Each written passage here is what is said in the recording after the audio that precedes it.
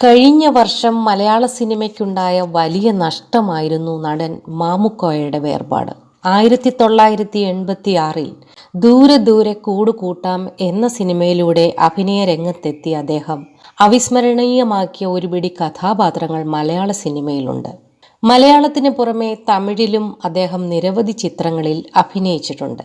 ഇപ്പോഴിതാ മാമുക്കോയയുടെ കുടുംബത്തെ കാണാൻ എത്തിയിരിക്കുകയാണ് നടൻ മോഹൻലാൽ. സംവിധായകൻ സത്യൻ അന്തിക്കാടിനൊപ്പമാണ് മോഹൻലാൽ എത്തിയത്.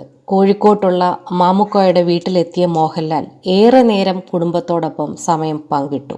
മാമുക്കോയുടെ കുടുംബത്തോടൊപ്പമുള്ള ചിത്രങ്ങൾ ഇപ്പോൾ മോഹൻലാലിന്റെ ഫാൻ പേജുകളിൽ പ്രചരിക്കുകയാണ്. കഴിഞ്ഞ വർഷം ഏപ്രിൽ 23-നായിരുന്നു മാമുക്കോയ വിടവാങ്ങിയത്. സുലൈഖ മനസ്സിലായിരുന്നു അദ്ദേഹം അവസാനമായി അഭിനയിച്ച ചിത്രം.